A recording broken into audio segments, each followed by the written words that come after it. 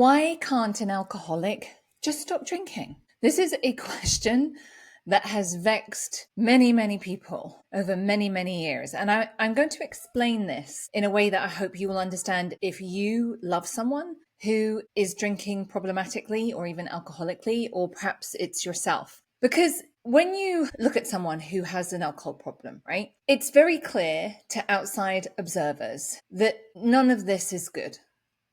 Their health is suffering terribly. Their relationships, they look like crap. Their job is hanging by a thread.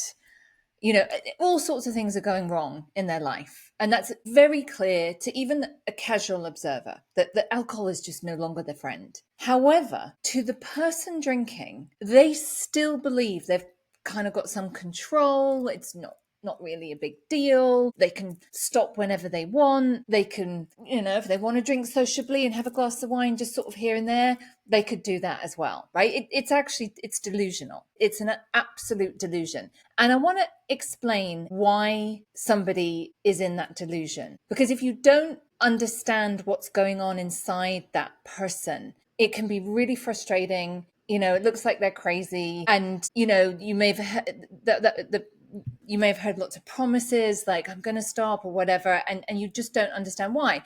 Because there's lots of things that maybe we can do that, like if you ate strawberries and your life started falling apart, you just stop eating strawberries, right? You'd be like, won't have strawberries anymore. But alcohol has this crazy hold on us. And this is the reason. Now, I want you to imagine if you are somebody who doesn't have a problem with alcohol, or just imagine somebody who doesn't have a problem with alcohol, right? If I came along and I whacked that person's leg with a hammer, right? And broke their kneecap. I'm not going to do that. But just imagine that I did.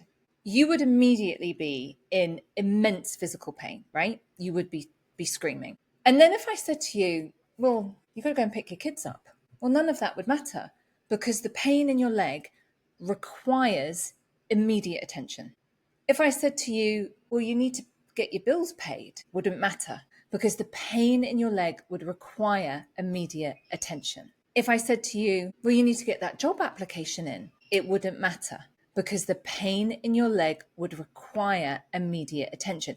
So do you see what I'm saying, right? If you have a just overwhelming physical pain, your obligations, your responsibilities, your to-do list, your promises to other people about what you're going to get done this week, irrelevant, completely irrelevant. You need to get the pain in your leg sorted before anything else can happen. It's exactly the same for an alcoholic, except their pain is emotional and spiritual. Like it feels like the intensity and the urgency and the demands of that interior pain feels exactly the same as the physical pain.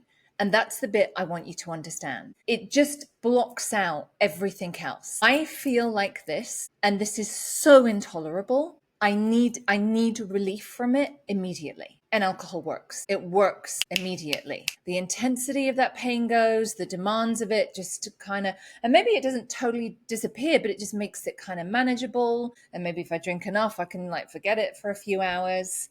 And of course, this just snowballs, right? The more problematic our drinking is, the more emotional and spiritual pain we kind of create in our lives. And that emotional, spiritual pain, it could have been from events that happened in childhood that were never dealt with, that were never acknowledged, that were never healed, that we carry within us. And it could be events as we go and situations and circumstances as we go into young adulthood and into adulthood that just compound it.